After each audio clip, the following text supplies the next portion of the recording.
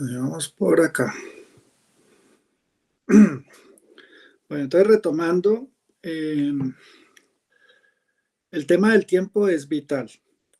Recordemos que entre menos se haga en simulación clínica, a veces es más.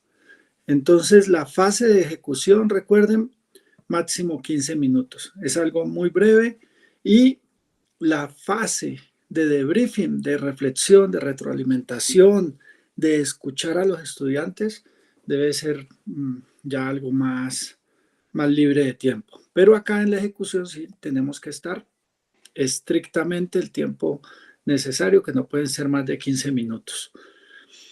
Bueno, aquí hay dos puntos importantes. El primero, que el estudiante tiene que entrar, o la persona, porque muchos de los escenarios de simulación, y vamos a tener, Dios mediante, la oportunidad de hacerlo ya el 1 de agosto, en los escenarios de simulación es importante que se genere un psiquismo o un ambiente emocional realista sobre lo que se va a hacer en simulación. Entonces, tiene que replicar el estrés, la alegría, la tristeza e inclusive el dolor de lo que se puede sentir en el hospital, se debe replicar en un escenario de simulación clínica. Y es muy importante el contrato de ficción, en donde el compromiso del estudiante de suspender la incredulidad y asumir que está en un ambiente en donde todo es real, en donde no se va a tratar al maniquí como equipo o maniquí, sino como persona.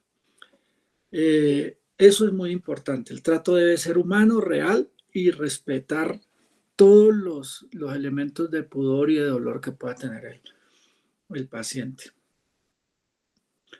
Por ejemplo, uno de los objetivos de comunicación, de aprendizaje, comunicación en crisis, ¿no? Si busco que mi estudiante tenga una buena comunicación interdisciplinar en crisis, toma de decisiones, en el contexto clínico, ¿ya?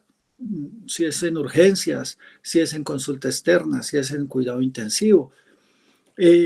Puntos de aprendizaje o puntos activadores. Entonces, si el paciente llora o el monitor muestra una hipotensión, o si existen elementos dentro del escenario que permitan cambiar las decisiones que tienen estos estudiantes. Y eso pues va de la mano, en línea con un árbol de decisiones, con un algoritmo que debe de ir en línea con el objetivo de aprendizaje. Entonces, esas decisiones se dirigen y se orientan de acuerdo a la intención pedagógica, que está en línea con el objetivo de aprendizaje y que el estudiante va a desarrollar de acuerdo a su capacitación y de acuerdo a su entrenamiento. Aquí hay una regla de oro, y es que el paciente dicta la sanción, no el profesor. Si la dosis es incorrecta, el simulador colapsa, el docente no detiene el escenario. Entonces, este es un punto activador. Hay simuladores de alta gama que nos permiten cambiar el comportamiento del monitor de acuerdo a la dosis del medicamento. Eso se puede hacer de forma automática y también se puede hacer de forma manual. Vamos a explicar eso más ahora, un poco más adelante. En cuanto al debriefing y la retroalimentación tiende a ser unidireccional, de docente a estudiante, y se da en las competencias o en las habilidades básicas. Entonces, por ejemplo, cogiste la sonda con la mano equivocada, tienes que hacerlo de este modo, ¿ya? Cuando hablamos de del debriefing, en el debriefing lo que hacemos es una conversación reflexiva, en donde el estudiante, el docente y los otros pares que observaron el escenario entran a conversar y hacer un diálogo reflexivo sobre lo que ocurrió en ese escenario. Y a partir de ese diálogo reflexivo emergen situaciones o puntos de aprendizaje. Esos puntos de aprendizaje están muy ligados o a los modelos mentales o al esquema mental que cada estudiante dice, manifiesta, en donde el facilitador permite que el estudiante descubra cuál fue por sus propios medios, descubra cuál es el punto que tiene que mejorar. Aquí, en la formación o en la evaluación formativa, siempre va a tener un enfoque en el proceso que fomenta el error o una herramienta como el de briefing y rúbricas de progreso, ¿ya? Sin calificación punitiva. Aquí la evaluación debe ser formativa y en esa medida, si nosotros estamos entrenando al estudiante, pues tenemos que llevarlo a que esa curva de aprendizaje, esa deliberación progresiva o esos EPAs que podemos evaluar, se manifiesten, ya dado de que nosotros somos docentes y que tenemos que dar una nota, pero que se manifiesten siempre en una palabra clave que ustedes tienen que tener siempre enlazada a la simulación clínica, y es el entrenamiento. ¿Cuál es el progreso de ese entrenamiento? Ese progreso debe ser un progreso de evaluación sumativa, en donde al final el enfoque en el resultado lleva a una alta exigencia. Entonces, si ya se va a evaluar o se van a generar escenarios específicos de evaluación, se utilizan, por ejemplo, ECOES, examen clínico objetivo estructurado, en donde el estudiante que se va a someter a un ECOE es una persona que ya ha pasado por un entrenamiento estricto, riguroso, conoce la fisiopatología, conoce la clínica, conoce eh, las habilidades, tiene facilidad para desarrollar las destrezas que se requieren. ¿Listo? En cuanto a la preparación del escenario, entonces, si vamos a personificar un paciente, pues tenemos maquillaje, sangre artificial, podemos simular heridas abiertas, quemaduras, suturas. Todo esto se agrupa en el MULASH, que es la caracterización de los pacientes. Por ejemplo, si usted va a simular un paciente con una herida contaminada, en estos campos tenemos que ser muy creativos. Entonces, por ejemplo, una fórmula que a veces utilizamos para heridas contaminadas y que generen un olor específico, porque es que cuando ustedes entran a un escenario, el sonido, los olores, lo que pueden ver es parte de lo que nos sumerge en la realidad en la ficción o en la réplica de ese escenario. Entonces, por ejemplo, un paciente con una herida contaminada con pseudomonas y con un vendaje sucio. Entonces se puede preparar con creolina y con vómito artificial, de ese que venden en las tiendas de bromas. Esa mezcla produce un olor similar al de la pseudomona. Entonces, claro, el estudiante entra al escenario y cuando entra al escenario se encuentra con unos elementos muy realistas, ¿no? Entonces, claro, huele a una herida contaminada por pseudomona, ve que la venda está sucia, ve que el paciente tiene una fascie específica. Entonces, todo esto hace parte de esa primera fase de ese realismo mágico, de esa innovación, de esa caracterización extrema, en donde no hay límite. Ya la creatividad de cada uno de los, de los docentes, pues se puede expresar de mil maneras. En estos puntos es importante valerse específicamente del personal técnico de los laboratorios de simulación clínica. Personal técnico de los laboratorios de simulación clínica o los coordinadores tienen que estar preparados para manejar este tipo de elementos, para poder utilizar los elementos que realmente deben utilizarse, porque hay equipos que por ejemplo, con determinados maquillajes que no están estandarizados para simulación, se pueden dañar o se pueden manchar, después no se pueden limpiar. Entonces esto va de la mano como con la logística del hospital de simulación en donde nosotros estamos. Y esa logística, como les decía hace un momento, aquí en este cuadro vemos un poquito de esa división logística. Entonces ustedes ven una sala con varios elementos. Esto es algo parecido a lo que vamos a ver en Santander de Quilichao. Una sala en donde está el paciente, ¿ya? Una sala en donde está el paciente, el monitor, la mesa del paciente, etcétera. Pero cada uno de estos elementos tiene que hacer parte del objetivo. Entonces, por ejemplo, si yo voy a realizar el paso de sonda vesical, por ejemplo, ¿ya? Y, y dentro de esta sala existe un simulador de canalización de vena, pues ya el escenario no cumple. O, o, por ejemplo, estoy haciendo un escenario de una práctica de habilidad y en el escenario hay un carro de paro que nada que ver con el objetivo de aprendizaje, pues entonces el escenario ya no cumple. Entonces, los elementos, la indumentaria, los insumos, equipos, todo lo que exista en la sala clínica tiene que estar en relación con el objetivo de aprendizaje.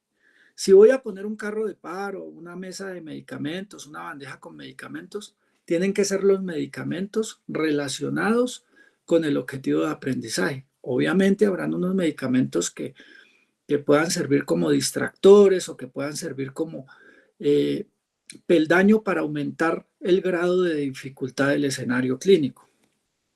Ese escenario clínico idealmente tiene que estar conectado a cámaras o tiene que contar con unas cámaras que nos van a permitir grabar, grabar y evaluar esa grabación en otro escenario posterior que es la sala de debriefing, ¿ya? La sala de debriefing en donde vamos a reproducir, por ejemplo, el estudiante dice, no, es que yo entré al escenario y cuando entré al escenario dejé la puerta abierta y allí me equivoqué o tuve un error. Entonces, así, bueno, vamos a mirar el video nuevamente de lo que pasó y con base en ese video, tú vas a decir qué puntos puedes mejorar. Eso se hace aquí en la sala del debriefing. Pero fíjese que en torno al escenario o a la sala clínica tenemos otros dos espacios vitales para la simulación clínica. Uno es el cuarto de control y otro es el espejo unidireccional o cámara de Gesell, en donde nosotros tenemos la posibilidad de poner pares evaluadores o pares académicos que pueden estar presenciando el escenario clínico, pero los participantes de ese escenario clínico no los ven a los que están acá adentro, ¿ya? Entonces es una cámara de visualización o una cámara de Gesell, en donde se puede observar en tiempo real lo que está pasando en este escenario. Cuando pasan los 10 minutos de la simulación clínica y pasamos a la sala de debriefing para demorarnos el otro 60% de tiempo, aquí podemos reproducir los videos que se obtienen de estas cámaras. Y otro elemento importante en el escenario es el cuarto de control. Este cuarto de control cuenta con un software integrado al equipo, como es el caso de Simona o como es el caso del Simman 3G o el Simman Trauma, que son equipos que permiten modular desde la sala de control el discurso, la voz, quejarse, toser, sangrar, presentar hipotensión, etcétera. Entonces, todo lo que yo haga aquí en el cuarto de control se va a reflejar tanto en el simulador como en el monitor. Entonces ya tendremos otras oportunidades en donde se pueda aprender a programar el equipo de acuerdo al objetivo de aprendizaje y de acuerdo al algoritmo de simulación que va a tener cada uno de estos equipos, teniendo en cuenta de que sea un equipo de alta gama o un equipo o un simulador paciente, ¿ya? Desde el cuarto de control. Esos son los 4 espacios fundamentales que se tienen en un laboratorio de simulación clínica. Entonces, así podemos tener, por ejemplo, el sala de trauma, sala neonatal, cuidado intensivo neonatal, cuidado intensivo trauma, hospitalización, consultorios, consulta externa, etcétera.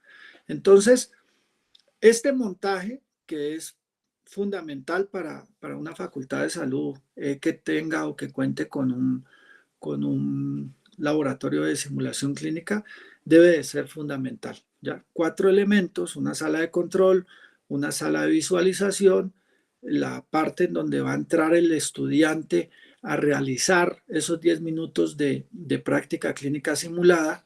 Cuando el estudiante atraviesa la puerta a este cuarto, ya se ha generado el contrato de ficción, ya se ha hecho un pre-debriefing, ya se ha hecho todo un proceso detrás de la generación de este espacio. ¿Claro hasta allí? Sí, profe. Bien. Entonces miremos unos puntos importantes en cuanto a la simulación clínica. Un coordinador o un técnico de simulación clínica debe tener claridad para el profesor, para que ustedes también se direccionen hacia los centros de simulación clínica en sus facultades o en su institución, deben de tener claridad de lo siguiente. Ustedes requieren, de acuerdo a su intención pedagógica o a su objetivo de aprendizaje, requieren de unos insumos, ¿cierto? Entonces, cada técnico o cada coordinador te va a dar una plantilla en donde tú vas a decir, bueno, yo necesito este escenario con un monitor, con una bomba de infusión, necesito una venoclisis, una bolsa de solución salina, una bolsa de Harman, un carro de paro con la siguiente lista de medicamentos simulados, necesito X y Y elementos, ¿de acuerdo? Esos elementos son parte de una lista o de un formato, de una guía que permite organizar o mejorar la organización técnica de estos escenarios. Entonces, cada docente, de acuerdo a su objetivo de aprendizaje, va a tener una lista de insumos y una lista de elementos que necesita para poder crear ese escenario. Entonces el personal técnico le va a poner a su disposición ese tipo de escenarios. Ya la guía y la lista de chequeo o la rúbrica o el guión que cada uno de los actores, el algoritmo que va a tener el robot simulado, ya depende de cada profesor, ¿cierto? Entonces hasta este punto es como la persona que te presta el videobin y el computador para el salón de clase y ya de aquí en adelante es creatividad del profesor cómo va a organizar sus diapositivas, cómo va a dar su discurso, cómo va a organizar sus guías o protocolos o clases de entrenamiento en simulación clínica. ¿Vamos hasta ahí? Hay otro punto importantísimo y es que el aprendizaje en simulación clínica, por eso, por ejemplo, la AJA, que se soporta mucho sobre los centros de simulación clínica, tiene guías que tienen que estar evaluando cada 2 años o cada año, entonces hay unos entrenamientos continuos, ¿no? Como es el caso de la RCP. Tú puedes conocer muy bien la teoría, tú puedes conocer muy bien cuál es el protocolo, pero cuando lo vas a ejecutar, cuando vas a hacer ese protocolo, requieres de un entrenamiento en ventilación o en compresiones o unas habilidades específicas. Para los profesionales que ya están laborando, para los estudiantes que ya tienen un nivel específico de residencia, para los mismos docentes que necesitan autoentrenarse o autocapacitarse, pues ese término se puede denominar como la andragogía, que es la capacidad de los adultos que tienen para aprender, pero debe estar ligado también a las emociones dentro del estrés clínico. Ya, dentro de la clínica va a existir un estrés y ese estrés también hay que saberlo reproducir en ese escenario. La curva de aprendizaje de esas actividades específicas depende también pues de los objetivos de aprendizaje que tengamos y esa curva de aprendizaje va a tener un reflejo muy importante en el impacto, un impacto muy importante en la seguridad del paciente. Entonces ustedes pueden ver un ejemplo para ilustrar esto es los cirujanos plásticos. Los residentes de cirugía plástica y reconstructiva generalmente hacen cirugía reconstructiva. En 4 o 5 años, las residencias acá en Colombia hacen cirugía reconstructiva. Ellos en esa residencia, su curva de aprendizaje es meramente reconstructiva. Pero cuando salen al mercado, ponen silicona, hacen estética, hacen procedimientos estéticos. Entonces vuelven a empezar con una curva de aprendizaje diferente. No sé actualmente cómo sea, pero ya el desarrollo de su mercado se basa en una curva de aprendizaje diferente y pues vemos los problemas relacionados con ese tipo de mercado estético en donde, hasta donde ha llegado. Pero ese es un ejemplo. La curva de aprendizaje de esta gente va de acuerdo a los objetivos de aprendizaje, a las guías, a todo lo que han tenido en su residencia. Ellos no ven, no tienen una curva de aprendizaje significativa en estética, ¿cierto? Entonces ya habrán otras residencias que ya tengan ese enfoque o que les den esa capacidad de entrenamiento, pero tenemos que ser coherentes o debe como institución, tiene que existir una coherencia en torno a ese tipo de prácticas clínicas que pues se pueden adaptar a novatos, a expertos o a profesionales que ya tienen un bagaje bastante amplio. Entonces, hasta aquí, esos estándares internacionales o esas generalidades dependen, por ejemplo, de asociaciones de enfermería internacionales que han sido líderes en simulación clínica,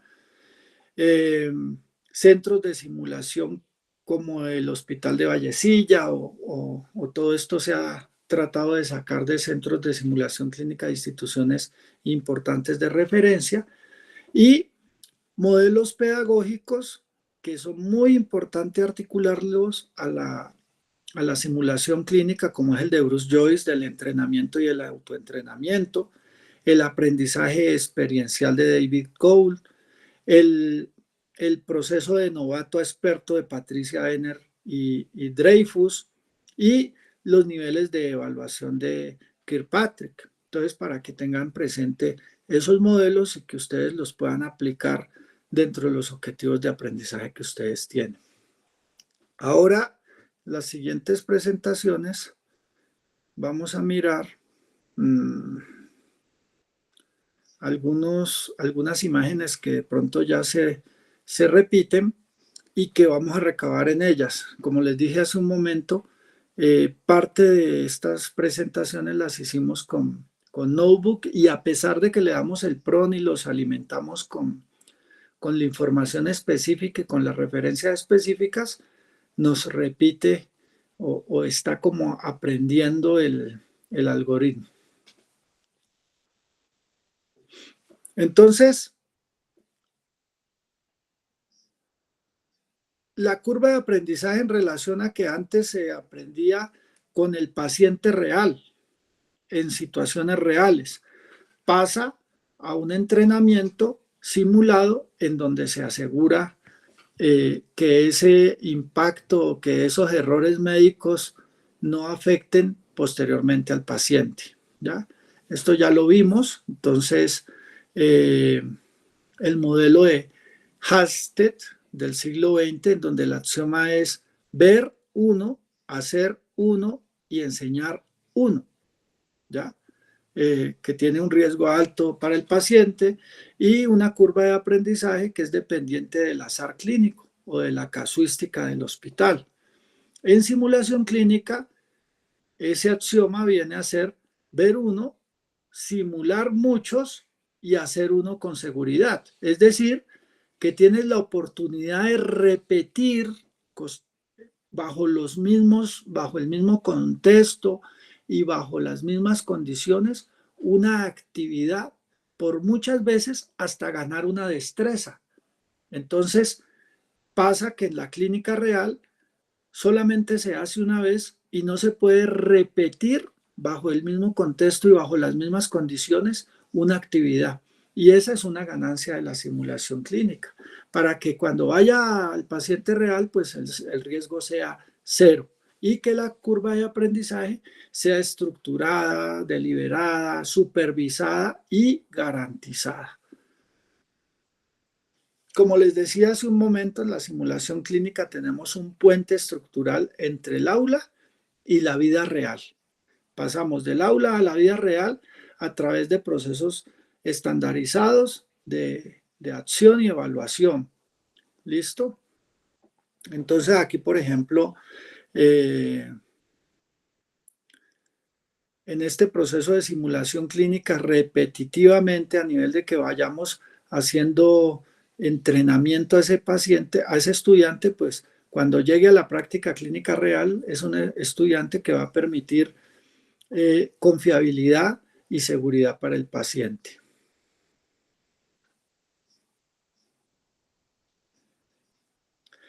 El tema de la fidelidad y la tecnología, como les hacía en la anterior diapositiva, en la anterior presentación, les hablaba de que no necesariamente toda la tecnología costosa que tiene la simulación clínica, porque la simulación clínica, entre otras cosas, es bastante costosa, los equipos oscilan entre los 500 y los 1.000 millones de pesos.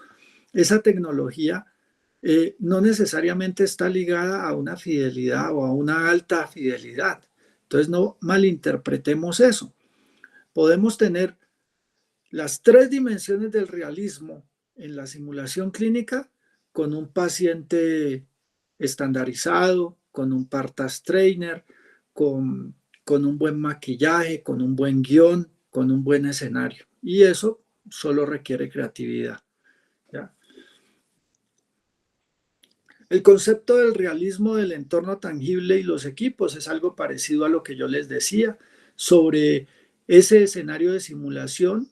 Deben de existir cosas, elementos, indumentaria, equipos, insumos básicos a tener presentes dentro del escenario clínico real, ¿ya? Estos Partas Trainers, que pueden ser mezclados o hacer escenarios híbridos con personas estandarizadas, puede ser una solución al tema económico, ¿no? Cuando no se cuenta con robots y con simuladores de alta gama. Tratar de tener monitores reales, ¿ya? En algunas facultades es muy frecuente que haya alianza con un hospital que sea universitario, entonces en ese hospital sobran algunos monitores o ya hay equipos que son obsoletos pero que funcionan, entonces esos equipos se pueden traer, equipos de anestesia, equipos de respiración artificial, mesas. Entonces, en las alianzas que ustedes como docentes tengan o puedan hacer con sus instituciones, pues también es importante hacer un llamado a que en esos convenios, esos elementos que de pronto van a desechar o que van a llevar a, a la chatarra, los podamos reciclar y los podamos llevar a la simulación clínica. Acá también es importante, hay cosas que se utilizan en el hospital o en la clínica que nosotros en simulación clínica podemos reutilizar muchas veces. Por ejemplo, si usted compra o el estudiante lleva un kit de sonda vesical con Cistoflow y todas esas cosas, como en simulación clínica los fluidos no son fluidos biológicos, no que todos son fluidos simulados, pues entonces ese kit te va a poder seguir sirviendo. Entonces lo podemos utilizar muchas veces. Una sonda nasogástrica, un tubo orotraqueal. Aquí no necesitamos que ese tipo de insumos sean específicamente estériles, ¿ya? Sin ser estériles, nosotros podemos enseñarle técnica estéril a nuestro estudiante con ese tipo de objetos. Entonces, ahí tenemos que reciclar algunas cosas y algunos equipos.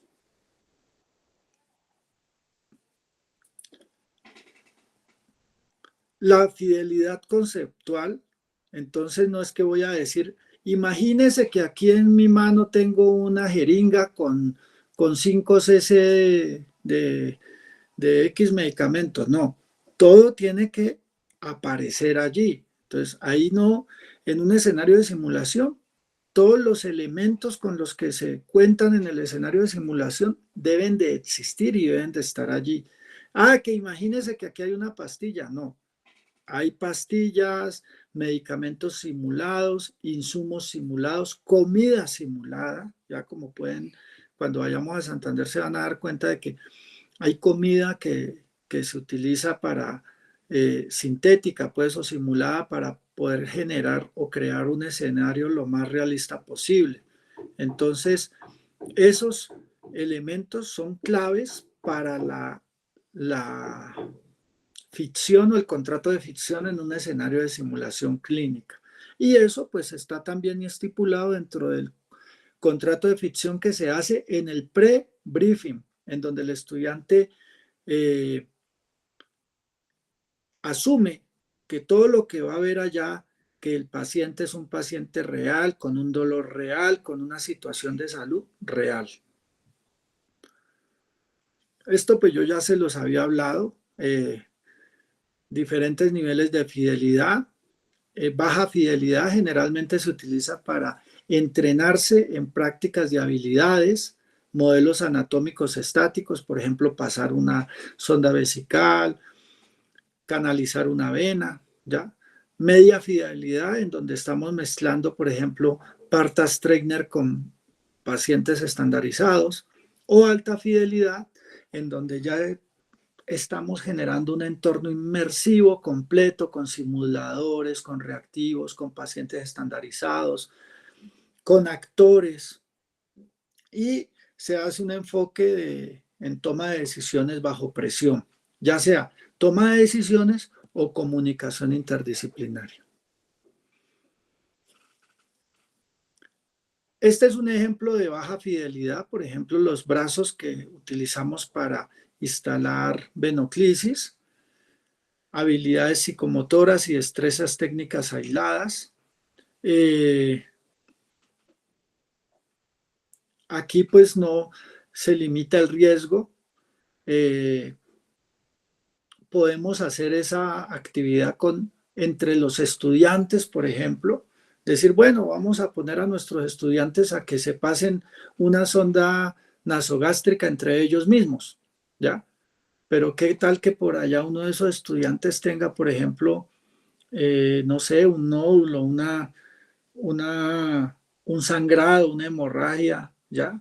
Entonces, para ese tipo de cosas, ya hoy en día, para evitar ese tipo de riesgos, pues contamos con simuladores que nos permiten entrenar al estudiante a canalizar el simulador, a pasar la sonda al simulador, ¿ya? En algunos procedimientos básicos de enfermería. Ya cuando tenemos una simulación de media fidelidad, en donde se integran las competencias técnicas con protocolos de razonamiento inicial, entonces pasamos de tener una actividad básica que es como instalar una venoclisis, colocar un yelco, instalar una venoclisis, a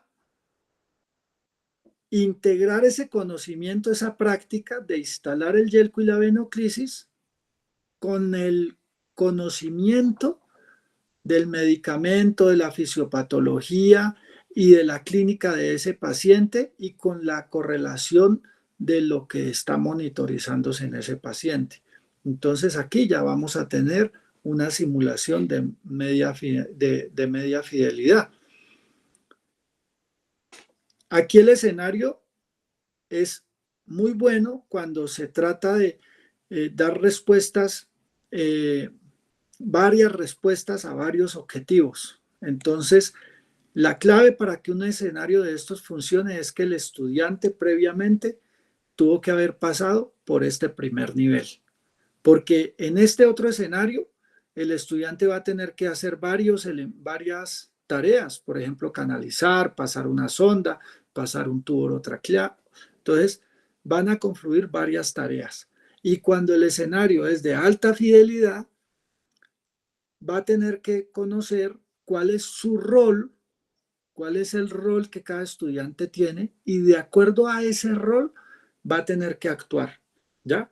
Y este tipo de escenarios, pues son escenarios que van a permitir gestionar el conocimiento, la comunicación, gestionar el trabajo en equipo interdisciplinario.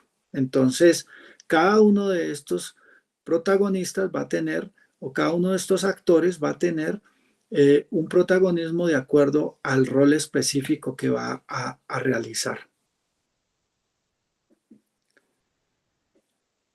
En cuanto a las competencias clínicas de la simulación clínica, pues el aprendizaje experiencial, que es de David Cole o basado en las teorías de David Cole, la práctica deliberada de Anders Ericsson y el constructivismo y la andragogía de Malcolm y Knowles. Son como autores que sustentan este tipo de estrategias pedagógicas.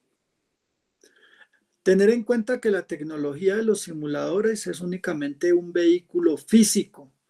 La pedagogía es el verdadero motor del aprendizaje y es aquí en donde nosotros tenemos que integrar nuestra intención pedagógica con el currículo y con el objetivo de aprendizaje y con el resultado de aprendizaje que va a tener nuestro estudiante. En el primer pilar, el ciclo de aprendizaje de David Cole, hay una experiencia concreta, se vive un escenario clínico inmersivo que trata de ser real, hay una observación reflexiva, se analizan las acciones, se identifican las brechas entre lo hecho y el resultado, lo que se hizo y el resultado de eso que se hizo, se conceptualizan las lesiones, se extraen los puntos de aprendizaje y hay una experimentación activa en donde se puede aplicar el modelo mental adaptado en el próximo paciente real o simulado. Y esta experiencia tiene que montarse de una forma en la que se pueda repetir. Y esa reflexión que va a tener el estudiante que va a vivir repetitivamente esas experiencias, pues va a hacer que él gane experticia, que es lo que vemos acá en la práctica deliberada y en el constructivismo. Entonces, que podamos repetir esos escenarios es muy importante. Entonces, cuando nosotros hacemos una programación de nuestra asignatura y solo dejamos que el estudiante tenga la posibilidad de repetir una sola vez un escenario clínico o solamente van una vez al escenario clínico simulado, pues ahí realmente no hay nada, porque la clave de los escenarios simulados está en que los estudiantes puedan vivenciar o repetir varias veces esa experiencia para que se vuelvan hábiles o expertos en determinado objetivo. El aprendizaje experiencial es una experiencia concreta haciendo la ejecución de un escenario que lo hace y que lo lleva a vivir una emoción y a lograr un reto. Ve una observación o vivencia una observación reflexiva en donde puede nuevamente verse ¿ya?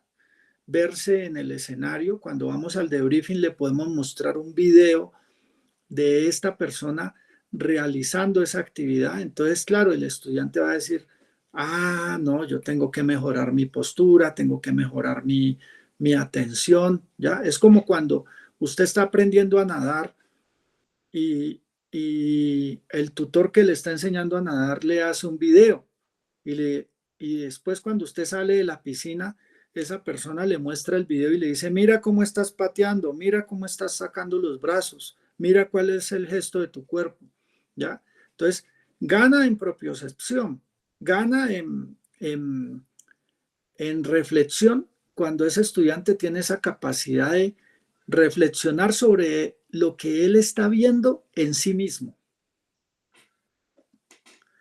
Y lo otro es la conceptualización abstracta. Entonces hay un cierre pedagógico con unos puntos de enseñanza, se reestructura ese conocimiento teórico y se mira en dónde está fallando, ¿de acuerdo? Y hay una experimentación activa. Entonces hay un entrenamiento riguroso para una buena práctica clínica.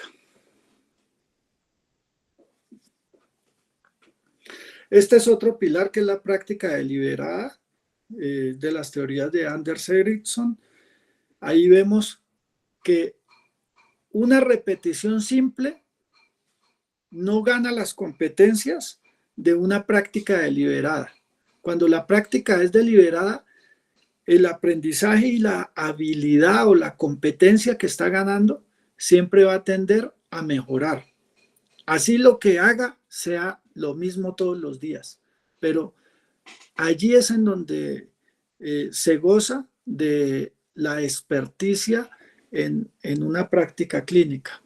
Entonces, el problema es que la mera repetición clínica sin guía fija genera personas perniciosas, vicios técnicos, consolida errores, ¿ya?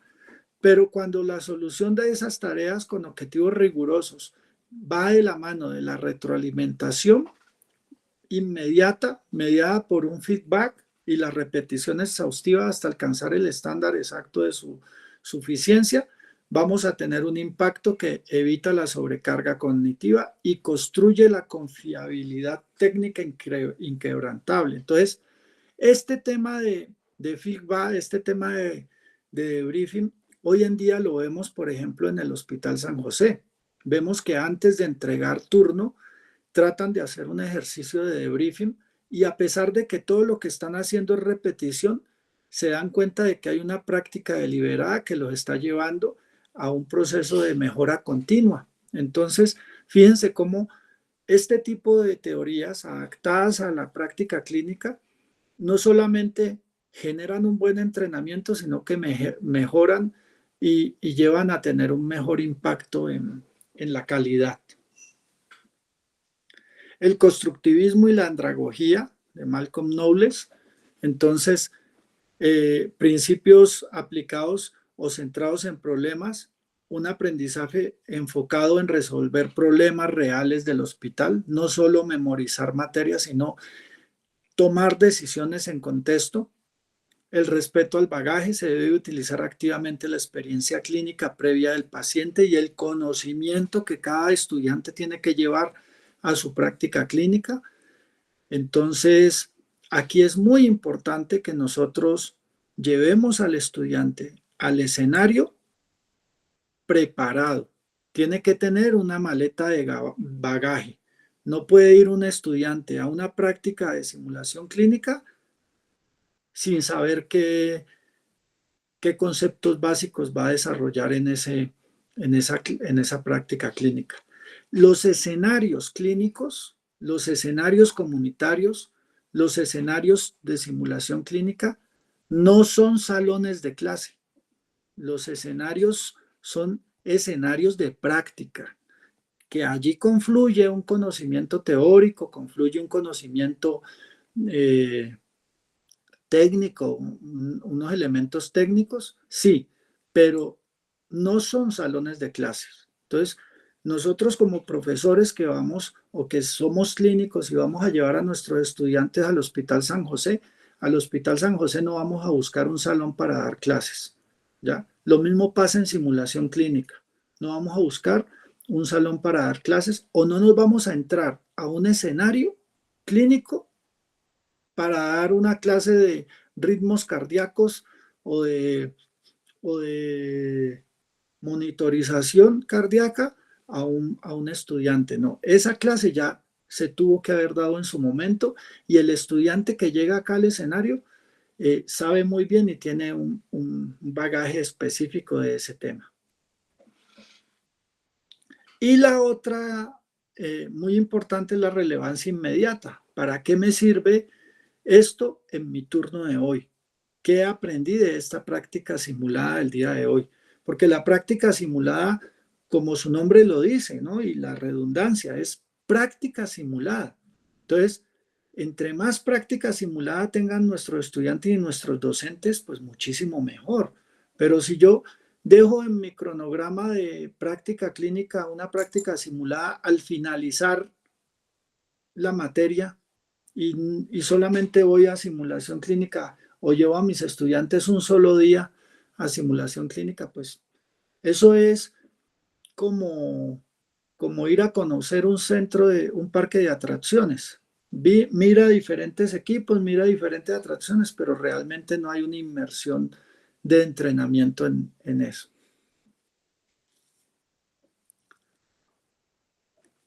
Hay simuladores que permiten, por ejemplo, el ResusciQ, que permiten una retroalimentación. En sí mismo el simulador te está mostrando si las compresiones que estás haciendo, la profundidad es la adecuada, si la expansión del tórax es la adecuada, si el ritmo es adecuado, si el tiempo es el adecuado. Entonces, hay simuladores que nos permiten tener un autoentrenamiento, como lo dice Bruce Joyce, en donde si no estoy dando las compresiones de RCP adecuadamente, el simulador me empieza a dar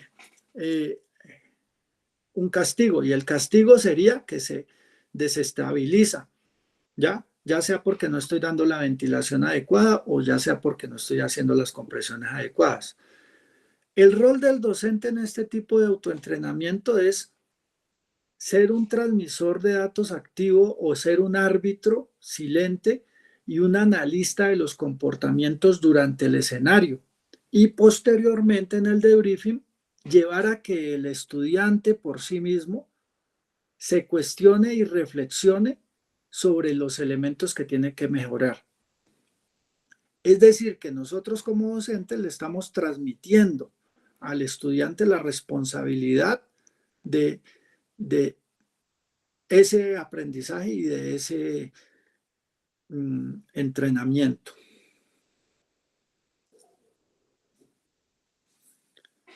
El modelo, el iceberg cognitivo o la acción clínica observable bajo el modelo mental y todas las creencias, percepciones, emociones y supuestos clínicos. Entonces, aquí hay un desafío y es que el profesional pueda dominar la teoría médica a la perfección, pero si hay o si falla en la ejecución debido al estrés o debido a las fallas de comunicación o a suposiciones erróneas bajo la presión. Entonces, a través de la simulación clínica podemos permitir que eso invisible se vuelva visible y a través del debriefing corregimos lo que el estudiante tenía que corregir o muchas veces el mismo estudiante descubre cómo corregirlo. La alineación instruccional, entonces, el objetivo clínico, la destreza manual o aislada, ya sea la intubación endotraqueal, por ejemplo. El nivel de fidelidad puede ser baja o física. Y la teoría dominante sería la práctica deliberada de Erickson. Razonamiento de protocolos básicos, ya sería un proceso medio o conceptual. Aquí ya tenemos la andragogía basada en problemas.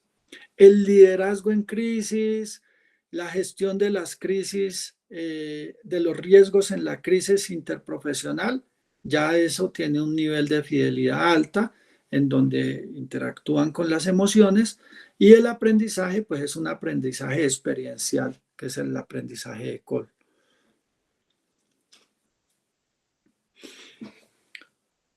Y 3 puntos importantes de la simulación como estandarizador de excelencia. Entonces, la simulación clínica transforma el riesgo letal del azar clínico en un currículo de competencias garantizado. La verdadera alta fidelidad ocurre en la mente del estudiante, no en la tarjeta madre del maniquí. O sea, no es ligada directamente al maniquí. Y sin una base pedagógica sólida, pues la tecnología médica más avanzada se convierte en un simple juguete costoso. Entonces, esto es importante por el tema de la inclusión en el currículo. Entonces, hasta allí hemos visto generalidades y puntos claves de la simulación clínica y de cómo hacer que funcionen los escenarios de simulación clínica o tener claros algunos puntos básicos de la simulación clínica. Aquí vamos a ver cómo manejar, a grosso modo, uno de los puntos álgidos de la simulación clínica, y es el debriefing clínico, que se confunde, y por eso les coloqué en otra imagen allá atrás, con la retroalimentación o con el feedback. El feedback lo da el docente. El debriefing clínico es un diálogo de pares, y allí está el docente modulando. ¿Listo? Es un ecosistema de reflexión. En el escenario clínico, que hay un proceso intenso, rápido, caótico, con acciones observables y respuestas fisiológicas, el instructor evalúa lo que el estudiante hace.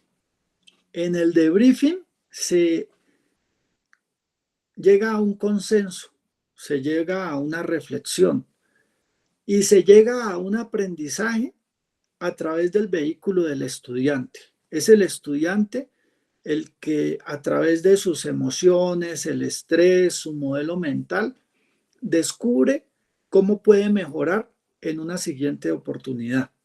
Y por eso el docente tiene que asumir un rol de facilitador. Él deconstruye el por qué el estudiante hizo eso. Por esto es importantísimo que las simulaciones clínicas sean repetitivas, que el entrenamiento en simulación clínica se haga varias veces, ¿ya? Es muy malo cuando el estudiante tiene en una asignatura, en un semestre, la oportunidad de ir a simulación clínica 1 o 2 veces.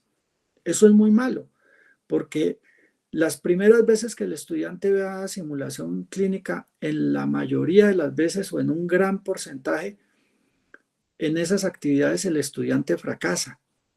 Entonces, el éxito de la curva de aprendizaje del estudiante a través de la simulación clínica es que, en la medida en que va fracasando, él va viendo cómo va superando esos retos y va ganando más confianza, y ya va llegando al éxito. Y él mismo es capaz de autoevaluar esa situación.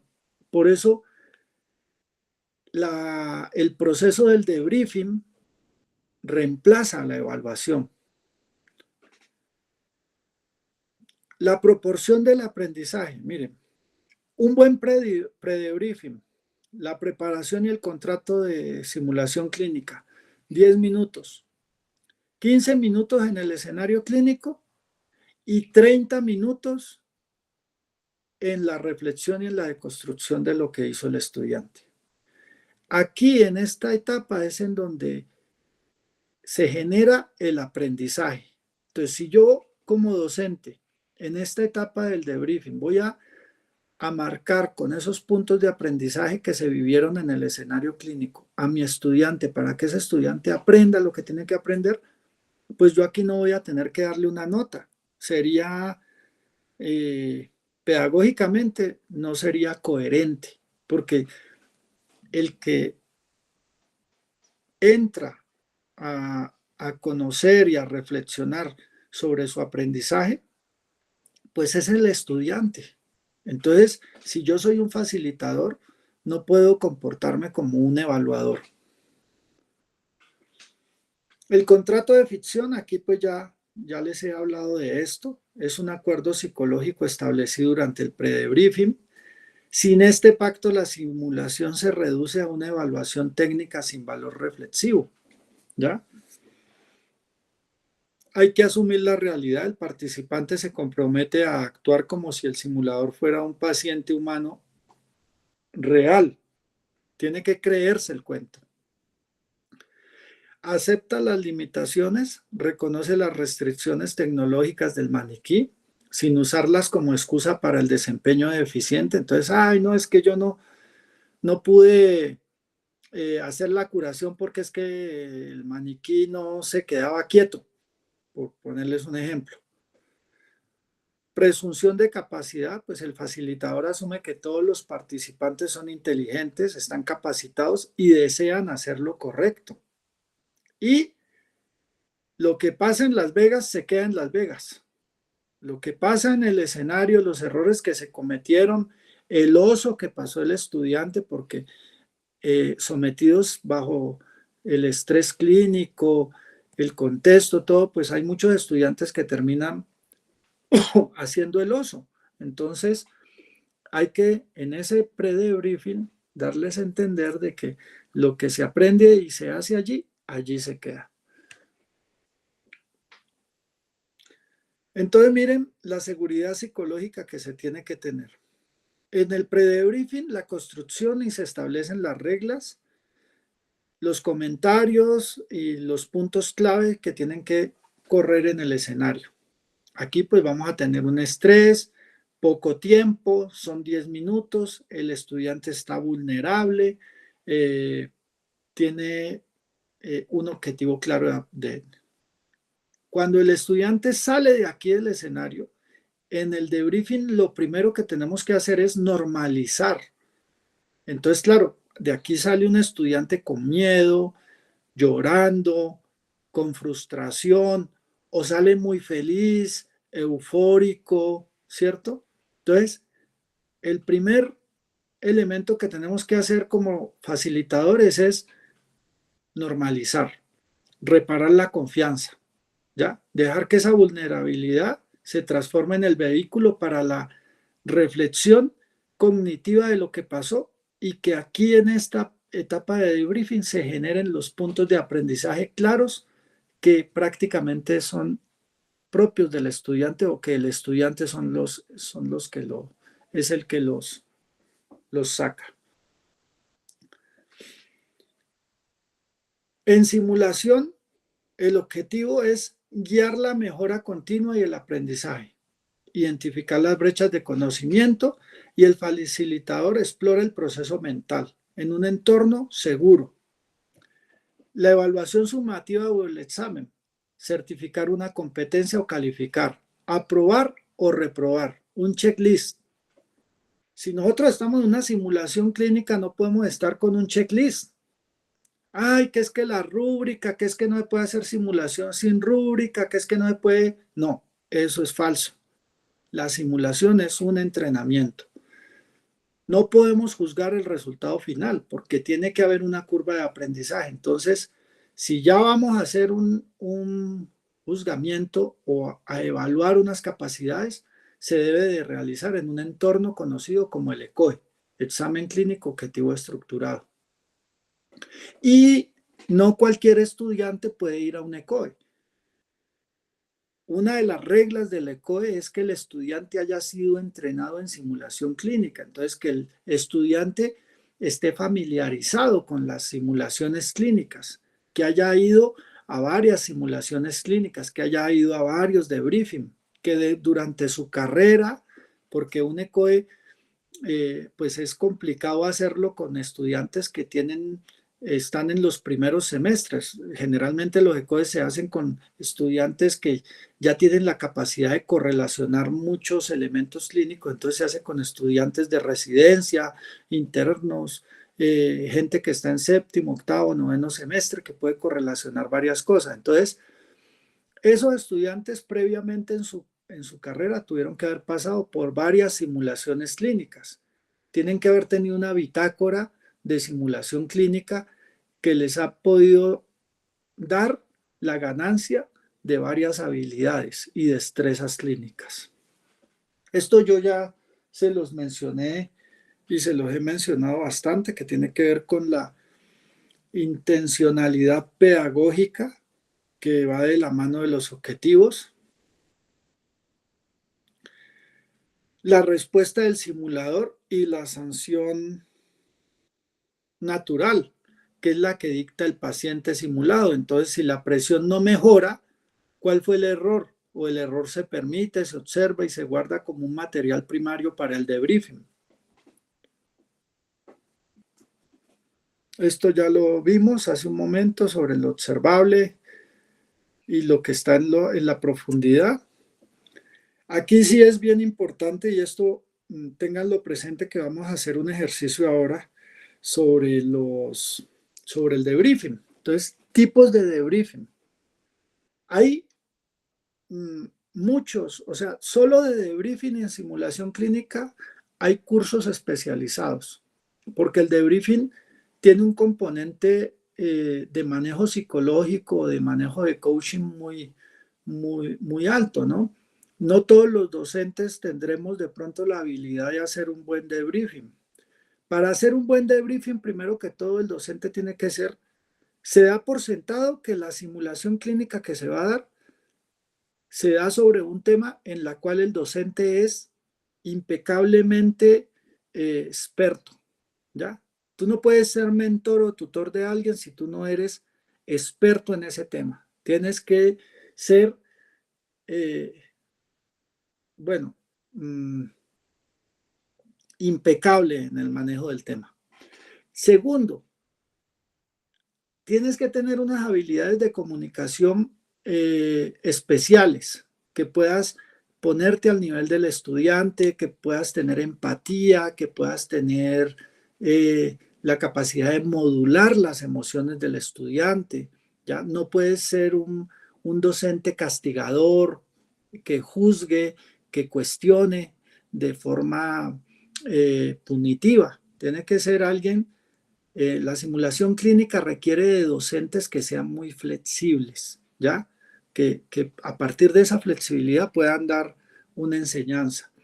Entonces, miremos aquí algunos tipos de debriefing. Entonces, hay un micro debriefing que es en la acción, que es durante el evento, si es necesario pausar el escenario, el uso de frases puntuales o de frases iniciales de adquisición de habilidades motoras o corrección de fallas críticas durante el escenario o inmediatas. Se genera cuando hay un riesgo inminente. Entonces yo paro el escenario si hay un riesgo para los equipos o para los estudiantes, ¿ya? Entonces, en lo posible el escenario siempre debe ir corriendo. Después del evento guiado, una conversación estructurada inmediata tras la finalización del caso, el estándar de oro, el análisis profundo de toma de decisiones complejas y de situaciones riesgosas, y los facilitadores que van a estar gestionando ese riesgo.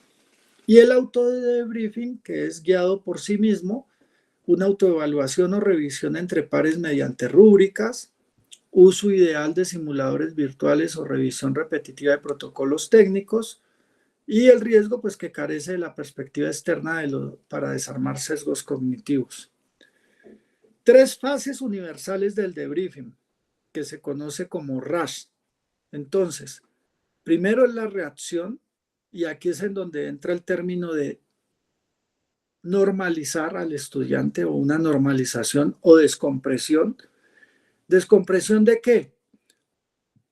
De la tensión emocional que trae el estudiante, del miedo, la emoción, la simpatía, bueno, todo lo que pasa en ese escenario. ¿Cómo se sintieron?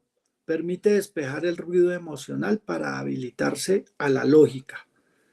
Después de esta primera etapa de descompresión, pasamos al análisis de deconstrucción, que nos permite reflexionar sobre los puntos de aprendizaje que tuvo el estudiante. Investigación focal de las brechas de desempeño. Se explora el porqué detrás de cada una de las acciones clínicas que se realizaron. Se indaga sobre la estructura de esas maniobras clínicas que realizó el estudiante, si la comunicación fue la adecuada, ¿ya? Y después una síntesis en donde se cierra con cuáles fueron los aprendizajes y cuáles fueron las metas para el siguiente, o cuáles van a ser las metas de aprendizaje para los siguientes escenarios o para las siguientes situaciones similares a las que se puedan someter los estudiantes. El debriefing, como les dije hace un momento, pues tiene varias ramas, varias aristas. Entonces, un debriefing con buen juicio es en donde se hace una normalización o aserción al hecho, en donde el instructor expone claramente lo que observó y su punto de vista de experto. Y la indagación o la exploración, en donde el instructor hace una pregunta abierta para revelar el modelo mental oculto, ¿ya? Entonces, por ejemplo, ayúdeme a entender qué estabas analizando en ese momento, ¿ya? ¿Por qué te quedaste quieto viendo el monitor cuando tenías que empezar a hacer masaje o a hacer compresiones, por poner un ejemplo? Reacción, análisis y síntesis. El modelo de buen juicio. Es cognitivo, profundo, tiene una indagación reflexiva para reconfigurar el marco mental sin generar posturas defensivas. Y un desarrollo de razonamiento avanzado con programas de posgrado y trabajo multidisciplinario de crisis. El modelo Plus Delta, 2 fases, qué salió bien y lo que se debe cambiar. Tiene un enfoque descriptivo rápido, generación de lista de tareas y profundiza en esquemas mentales. Y es para una indicación que tiene procedimientos técnicos simples, limitantes, de tiempo extremos. 3 modelos de debriefing, modelo GAS, modelo PERT, modelo 3D como ejemplos. 3 fases, analizar. En el modelo PERT es una matriz híbrida y en el modelo 3D 3 fases, diffusing, discovering y depending. El enfoque didáctico en el modelo GAS es descriptivo, analítico, prioriza nivelar el modelo mental compartido antes de deconstruir. En el modelo PERT es el enfoque mixto, transición dinámica entre el feedback de plus delta o indagación según el contexto. Y en el modelo de 3D es integrador, énfasis absoluto en la transferencia de competencias a la realidad hospitalaria. Y la indicación primaria, por ejemplo, el modelo GAS es muy indicado en soporte vital avanzado, siguiendo los algoritmos de soporte vital básico o avanzado. El modelo PERS en laboratorios versátiles de ajustes dinámicos sobre la marcha. Y en el modelo de 3D, dinámicas de seguridad del paciente, morbilidad y mortalidad. Aquí en el debriefing, pues es muy importante que el diálogo se haga bajo la gestión de las emociones y de la frustración. Entonces, validamos el estrés, el llanto, la negación, la frustración. Hay que tolerar el uso del silencio que permite para que el estudiante procese, se normalice, tenga la capacidad de discutir. El tono de voz tiene que ser conciliador, tiene que ser una persona flexible la que está facilitando estos procesos, una persona amigable, que el estudiante sepa que es un guía o sepa que es su tutor. En esa medida el estudiante va a tener la confianza de conocer cuáles fueron los puntos importantes de aprendizaje para él y además de eso, de trascender en la práctica.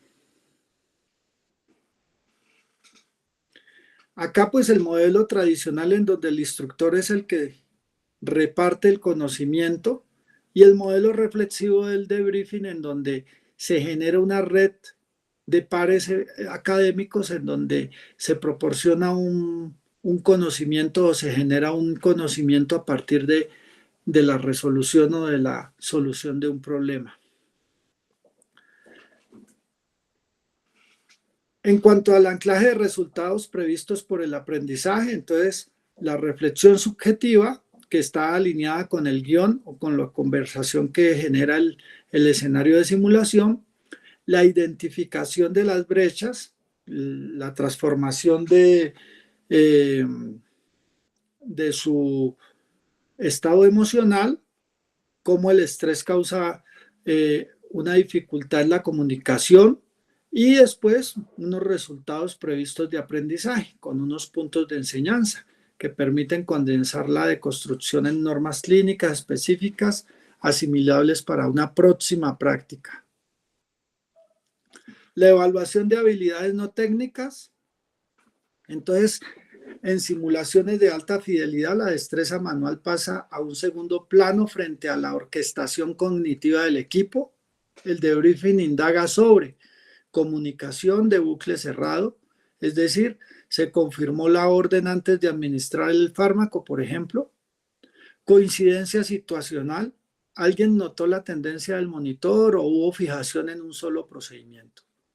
Distribución de carga de trabajo, por ejemplo, el líder se involucró en la tarea técnica perdiendo la visión periférica del paciente, y un liderazgo dinámico cuando hubo claridad en quién toma las decisiones en cada momento crítico.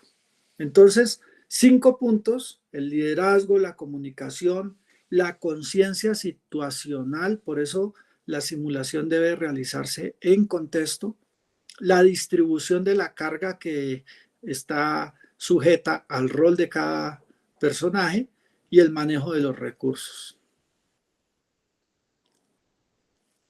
Aquí pues algunos retos operativos en la facilitación real. La teoría de la reflexión enfrenta obstáculos prácticos en los laboratorios académicos diarios. Entonces, reducir el tiempo del debriefing por retrasos en el escenario, destruyendo la asimilación cognitiva, eso es perverso. El escenario, como ustedes ya se dieron cuenta, son 10-15 minutos. Cuando le quitamos tiempo al debriefing, estamos frustrando el escenario. Curvas del olvido: el estudiante en internado pierde competencias básicas adquiridas en semestres previos, entonces el debriefing debe de reevaluar o llevar a que se dé una retención a largo plazo de esos conocimientos. Y la resistencia docente, que son profesores clínicos expertos que se niegan a soltar el rol de evaluador, rígidos con su rúbrica o les cuesta transitar hacia el rol de facilitador curioso. Aquí pues está el modelo de Dreyfus, de novato a experto.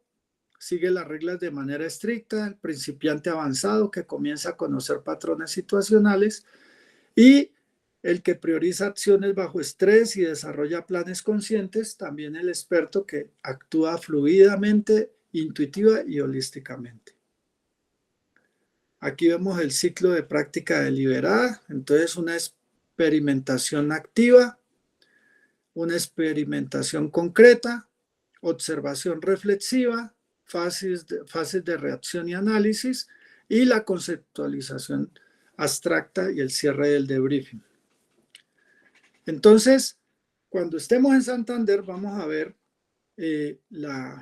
hacer algunos ejercicios de debriefing y vamos a trabajar un poco teniendo en cuenta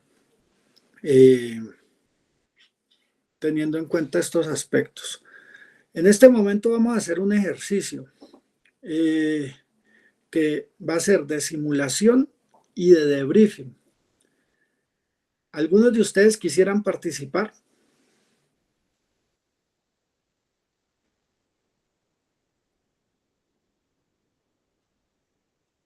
En el escenario. Les voy a presentar un escenario. vamos a mirarlo. A 2 o 3 de ustedes en la parte del debriefing les puedo asignar o pueden asignar o tomar cada uno de ustedes un rol. Y de acuerdo a ese rol, entre todos podemos generar o hacer un debriefing. Entonces, para que estén atentos, vamos a ver el escenario. ¿Listo? Me dicen, por favor, si se está compartiendo la pantalla. Sí, señor. Y si se escucha. Vamos a ver.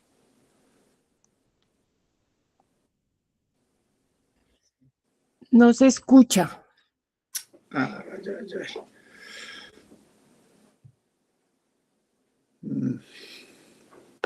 Que va a tener un lío. Entonces vamos a hacer lo siguiente. En este primer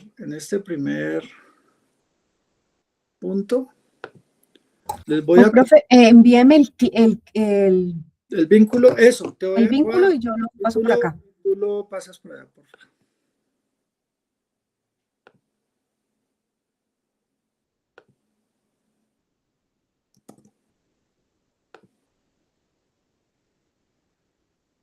Listo, ya lo envié. Voy a dejar de compartir.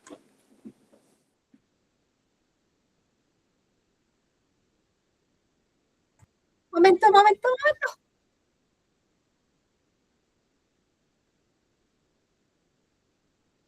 Entonces lo que vamos a ver es un escenario de simulación y en ese escenario de simulación vamos a tener presentes varios puntos o analizar varios puntos. ¿Listo? Ya lo puedes presentar.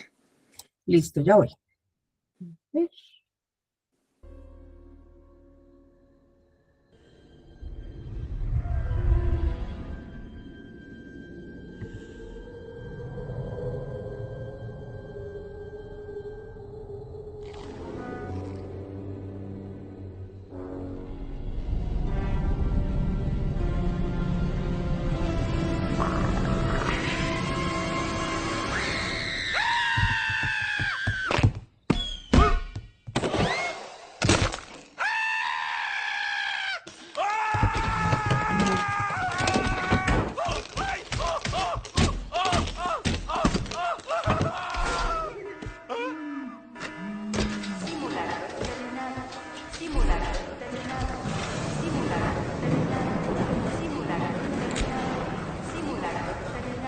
Gracias, señor Billy, ¿cierto? Mis amigos me dicen flema. Ajá. Señor Billis, dígame, ¿qué es lo que hizo mal? ¿Me caí? No, antes. ¿Quiere alguien decirme el error del señor Billis? ¿Alguien? Ay, hay que ver el video. Aquí va. Ya. Va. Ahí, ¿vio? La puerta. La dejó abierta. Y dejarla abierta es el peor error para un empleado porque... ¿Deja entrar el aire? ¡Deja entrar a los niños! Señor Warren. No hay nada más tóxico o dañino que un mortal niño. Te aniquilaría al tocarlo. Una puerta abierta dejaría entrar a un niño a la planta y a nuestro mundo. No entraré a la habitación. No me obligarán. ¡Claro que lo harás para traernos esto!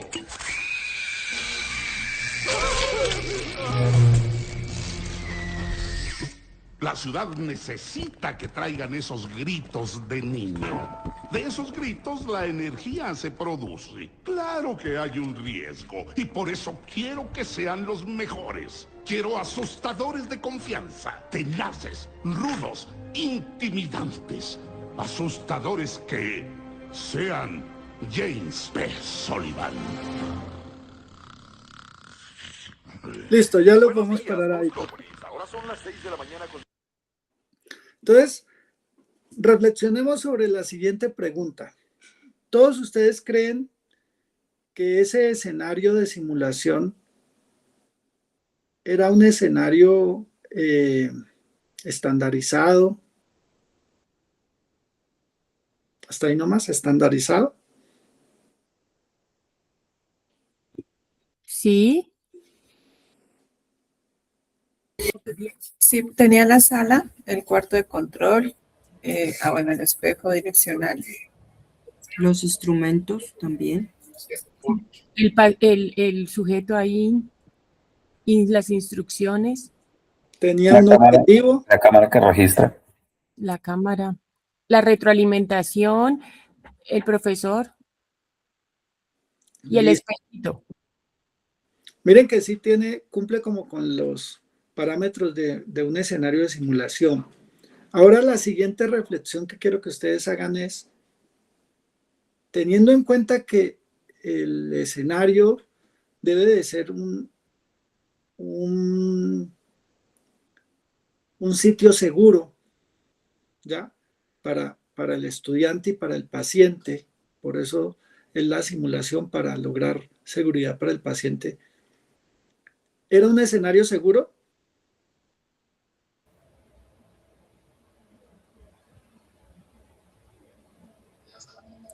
Sí. Sí, totalmente seguro.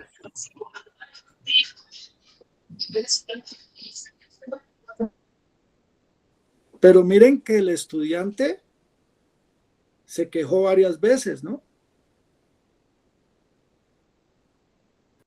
Sí hicieron como el llamado de atención de sus errores en público, que era lo que usted decía, y detuvieron la simulación en un momento. Profe, la intervención también en último minuto de un tercero.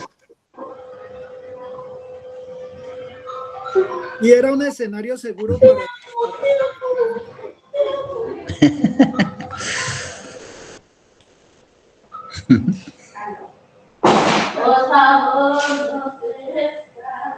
Pasa nuevamente, porfa, Alejandra, el video, solamente los primeros 2 minuticos hasta donde interviene el tercero. Y miremos y reflexionemos sobre la pregunta que les hice. ¿Es un escenario seguro?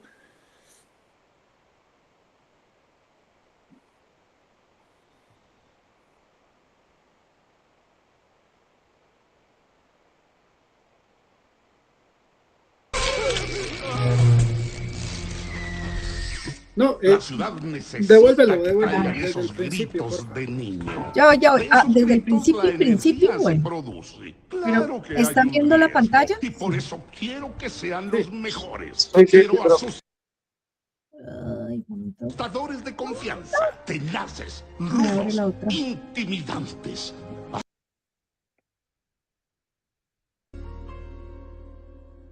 ¿Ahí le están viendo? Bien, bien. Ok. Sí.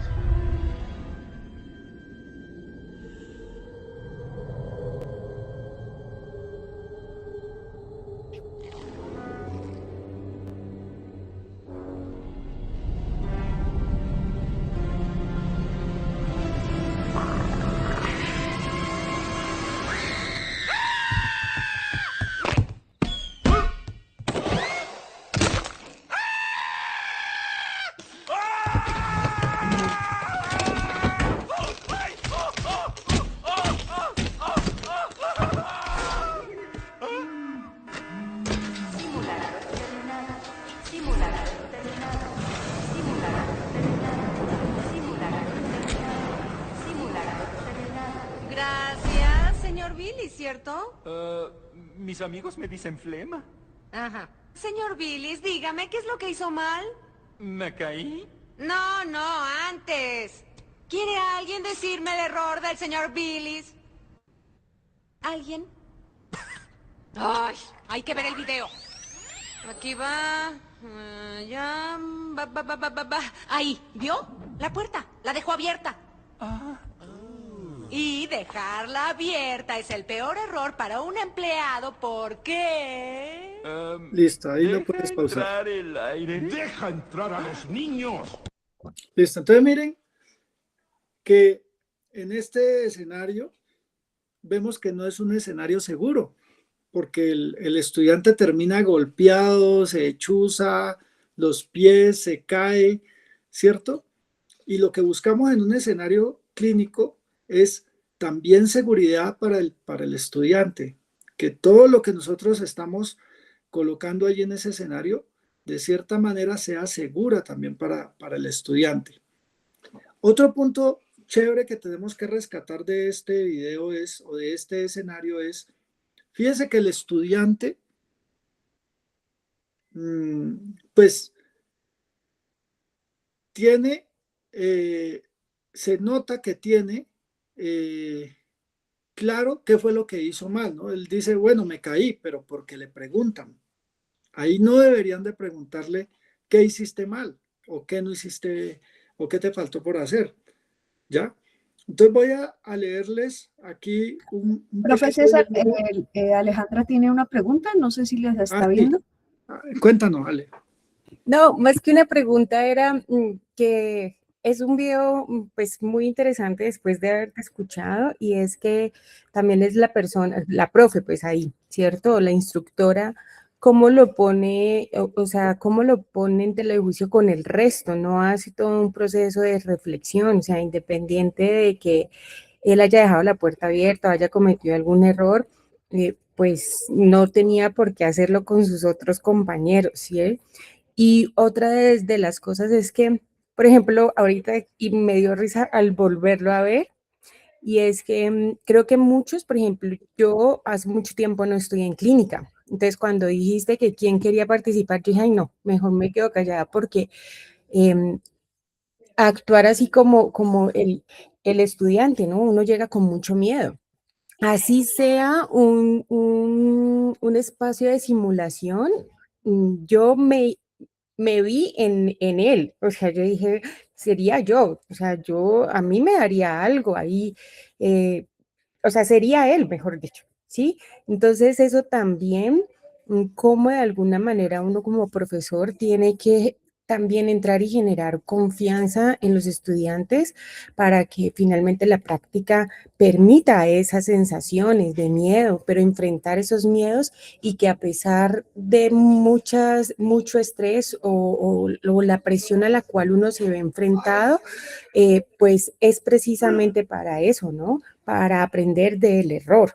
Y creo que ahí también está, por eso cuando tú decías que el proceso de reflexión es muy importante, o el debriefing, también el profesor tiene que ser muy sensible en esos momentos, porque no todos los estudiantes tenemos la capacidad o tienen la capacidad para enfrentarse a situaciones de alta presión y pueden generar lo que generó en el estudiante del video, miedo, vergüenza, y eso también afecta el desarrollo de cada una de las personas, ¿no? Quería era como hacer esa reflexión. Excelente reflexión, Aleja. Muchas gracias. Muchísimas gracias. Sí, claro, con toda razón, ¿no? ¿Alguien más va a hablar, Faurí? Profe, respecto a lo del ambiente seguro, creo que justamente en algunas ocasiones, por la impericia, desconocimiento, falta de experiencia o incluso falta de cuidado, justamente para este tipo de espacios, pues de aprendizaje, por supuesto, de enseñanza. Es sumamente importante lo que usted nos presentaba pues, durante la sesión del día de hoy, y es que hay una fase previa, ¿no? Justamente a la práctica como tal, para poder identificar los posibles riesgos. Cuando usted hablaba hace un rato pues, de hacer eh, las prácticas pues, con las prácticas clínicas como tal, em, es inherente un riesgo, por ejemplo, para una venopunción que algún estudiante en algún momento, pues de manera descuidada o poco cuidadosa, se pueda puncionar. Y justamente esto es lo que vemos reflejado en el video. En ocasiones, como lo decía la profe Alejandra, esa inexperiencia, esa falta de cuidado, esa falta de entrenamiento, incluso para algunos que no tienen esa atención al detalle, ese cuidado al detalle, implica un incremento de los riesgos inherentes que a veces se pueden presentar, por supuesto, no solo en la práctica, sino ya en la vida cotidiana de la clínica. Entonces creo que es importante también esa parte previa pues a la práctica como tal para poder sensibilizar e identificar los posibles riesgos que se puedan identificar así en la práctica para disminuir justamente eh, el riesgo, aunque uno procure pues tener un entorno seguro, hay unos riesgos inherentes. No en todos los casos, pero sí en algunos. Muchísimas gracias, Alejandro. Sí, así es. Eh, Cuando nosotros generamos un entorno seguro del estudiante, no solamente son los elementos físicos que hay allí. En el pre-debriefing también hay elementos psicológicos y emocionales que tenemos que cuidar. El estudiante va a verse detrás de un vidrio espejo en donde o va a haber un espejo y detrás van a estar otros pares académicos. Entonces, de entrada, ya genera un susto, genera pánico. ¿Alguien más tiene algún otro comentario?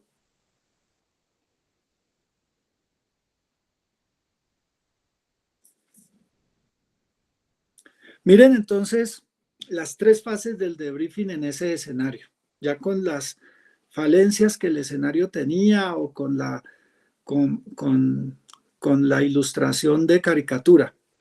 Pero voy a leerles, ¿vale? Voy a leerles para no salirme del objetivo y del guión que tenemos en este momento, que es como eh,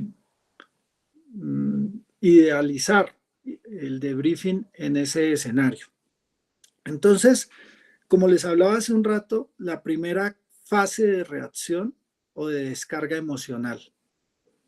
El objetivo de esa fase es que los participantes se normalicen, ¿ya? Que ya puedan discutir emocionalmente tranquilos. Y como ustedes pueden darse cuenta, el estudiante, así como lo manifestaba Alejandra, llega cargado emocionalmente, pasa un susto. El estudiante transita por un momento de susto y esa es la realidad.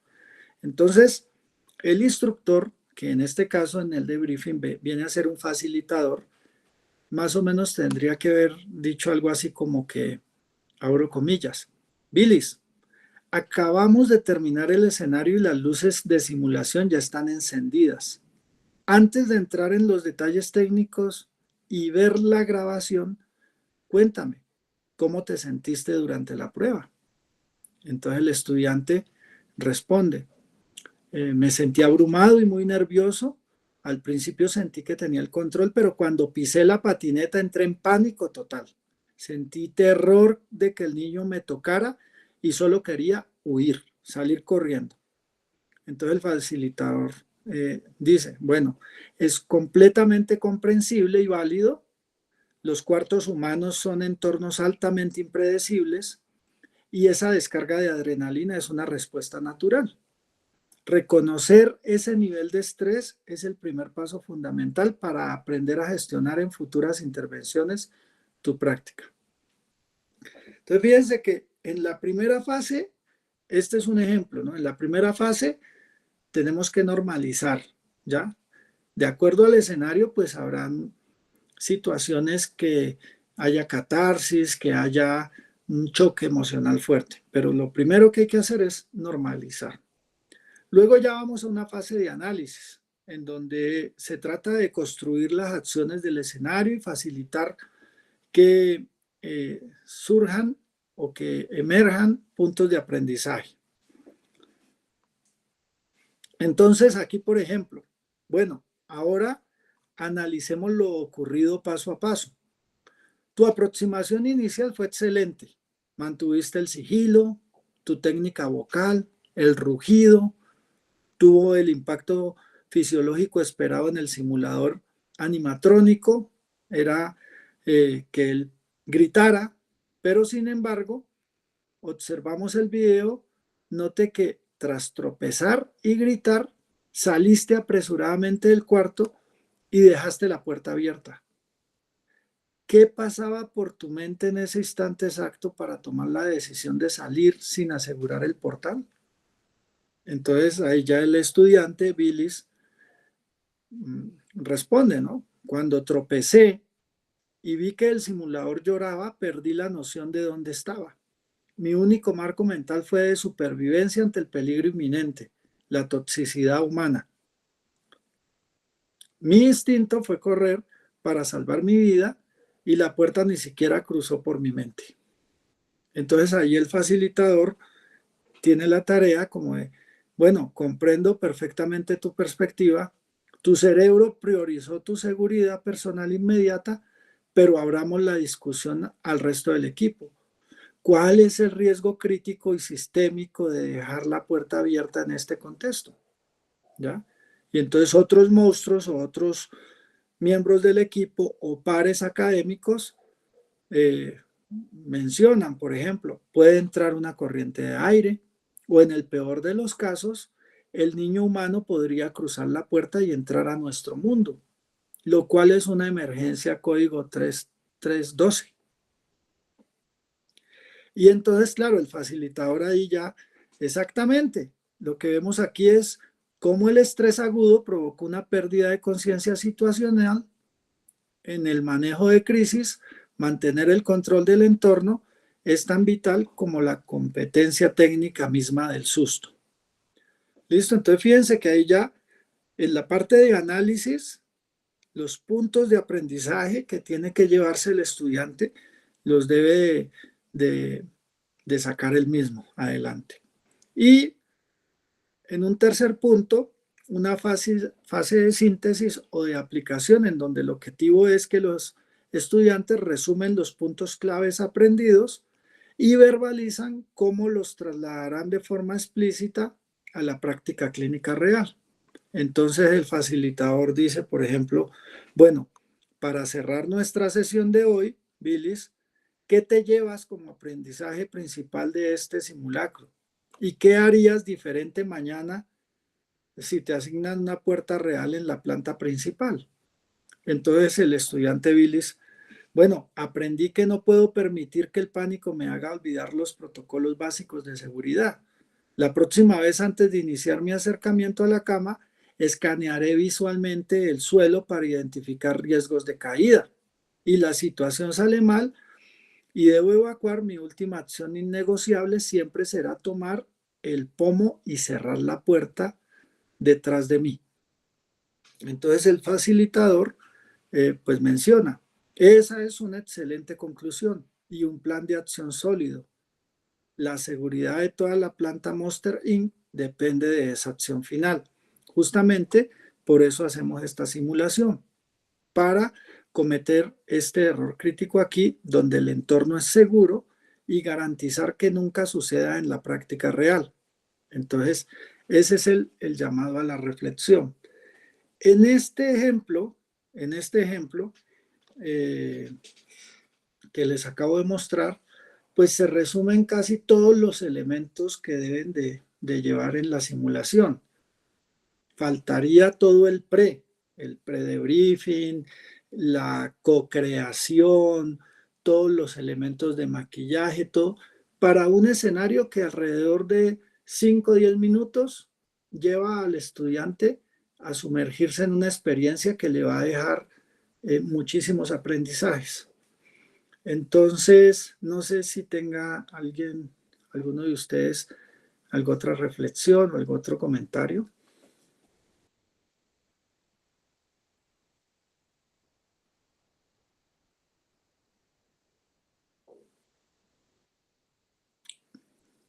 Profesora Caterine. Gracias. Sí, pues es que uno viendo el video, son películas infantiles, a mí me encantan las películas infantiles, pero bueno, son situaciones que uno vive a diario, profe César, y a pesar de la simulación, a pesar de que ellos hacen ejercicios en el laboratorio de simulación, hay circunstancias que tal vez en la práctica real uno le dicen que tal vez esa simulación no se llevó a cabo como se debía llevar. ¿Por qué? Porque usted ahorita mencionaba algunas características y ambientación que se le puede dar a esa simulación para que sea lo más cercano a lo real. Entonces, por ejemplo, la cuestión de los olores, la cuestión por ejemplo, de lo más real que se puede haber una herida o algún procedimiento. Eso pues tal vez uno no siempre lo hace en la práctica simulada. y se encuentra que uno hace el ejercicio inicialmente y luego se lleva a los estudiantes y pum, no falta el estudiante que sale corriendo, el estudiante que se desmaya, el estudiante que se pone pálido, el estudiante que sale corriendo para el baño a vomitar.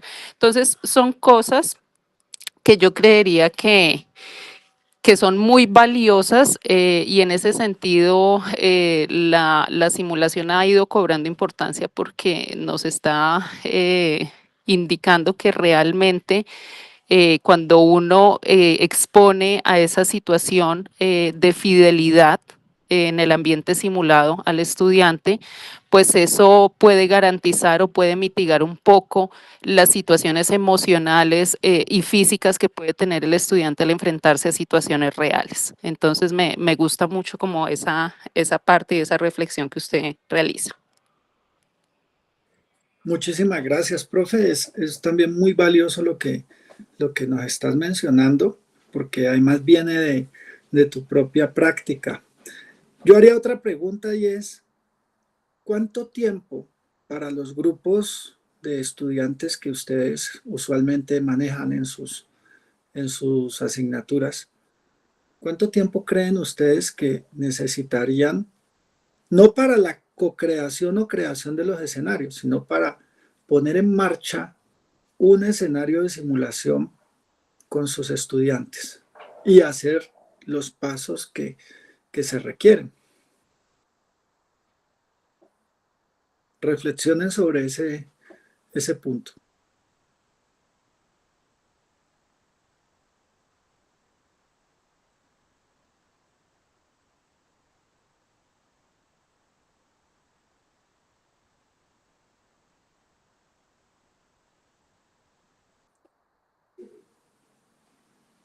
Tengan en cuenta que lo ideal en la simulación clínica es que cada uno de sus estudiantes pueda pasar por cada uno de los roles que ustedes van a colocar en ese escenario de simulación.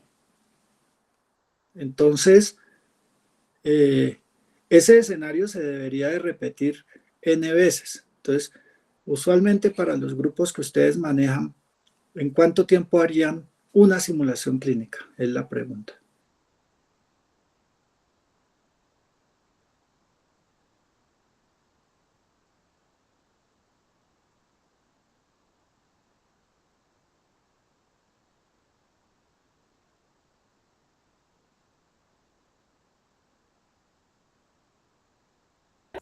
Pues, profe César, pensando solamente en el desarrollo, ¿no? En la ejecución y con el número de estudiantes, por ejemplo, que yo manejo en grupo, el grupo de práctica, necesitaría solamente, sin tener o sea, ni el antes ni el después, necesitaría 3 horas para que todos los estudiantes pasen por el escenario pensando en que la ejecución tiene que ser solo 15 minutos, ¿sí? Solamente, y he pensado, yo manejo un grupo de rotación de 12 estudiantes, entonces para que cada uno me pase serían 3 horas, sin pensar en el después. Pero ojo, profe, que es muy importante el después y el pre, porque sin el pre-debriefing y sin el debriefing no vamos a encontrar los puntos de aprendizaje. No, pues ahí sí yo necesitaría mucho tiempo, creo yo, porque por la práctica. Para contextualizar un poco a los compañeros, pues estoy en un área que es de gestión del cuidado, por lo tanto se hace la gestión de un servicio. Entonces, implica no solamente la atención directa, sino todo el tema administrativo. Y creo que ahí hay que entrar a analizar varias cosas. Entonces, yo sí pienso que esto es de mucho tiempo para lograr el objetivo de aprendizaje que uno espera. Entonces,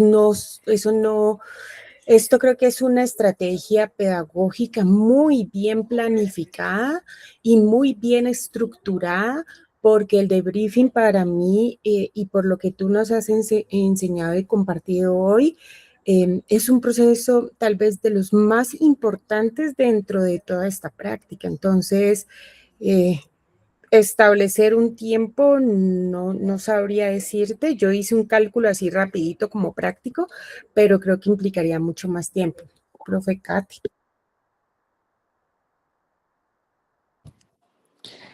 Profe, bueno, yo he tenido unos acercamientos a la simulación, pero han sido más ejercicios de habilidades. Los estudiantes, lo que hacemos básicamente es una demostración inicial, que la hago yo, y luego los estudiantes comienzan, recreamos nuevamente el escenario y los estudiantes comienzan a hacerlo, uno por uno. Yo manejo más o menos grupos de 4, 5, 6 estudiantes y digámoslo así que pautamos como un tiempo para la ejecución del procedimiento.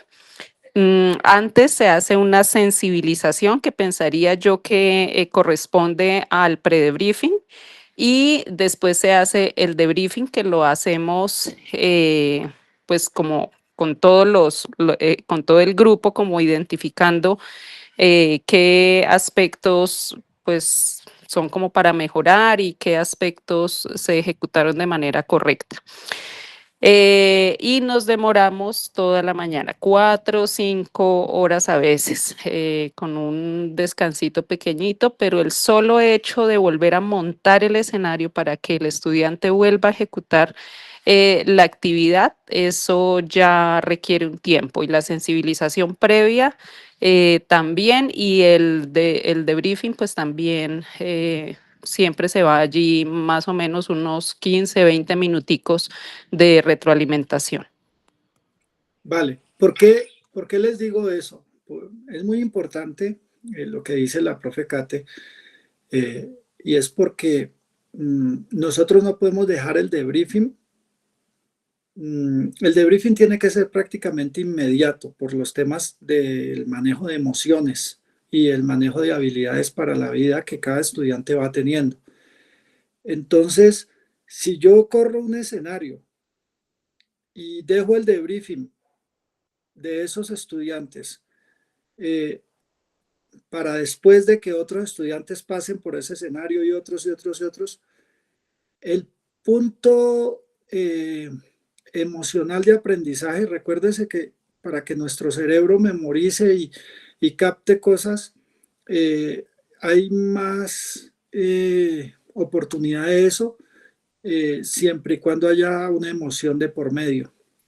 Entonces, si lo dejamos de último, perdemos efectividad en la simulación clínica. Entonces, por eso es importante que nosotros reflexionemos para el momento en que vayamos a programarnos, por ejemplo, en el caso que menciona la profe Alejandra sobre gestión. No sé, a mí se me ocurre un caso de comunicación asertiva en atención al usuario, ¿cierto? Un escenario de comunicación asertiva en la atención del usuario que puede durar 5 minuticos, pero la reflexión puede durar 30 minutos. Generalmente se va al 60% del tiempo. Esos casos deben de correrlos todos los estudiantes.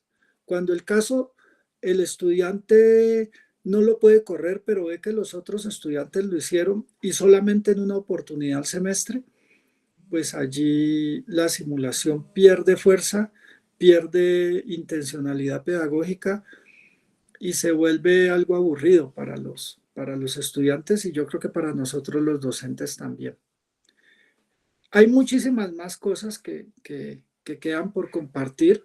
Yo realmente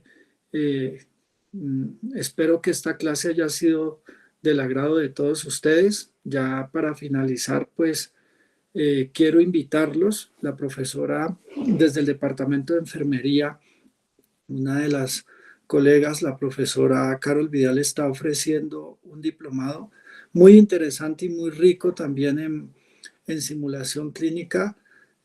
Invitarlos a todos ustedes para que sigan profundizando en estas herramientas pedagógicas, que es un diplomado que por conocimiento sé que es muy, muy, muy bueno. Entonces cierro haciéndoles esa invitación. Y pues quedo atento para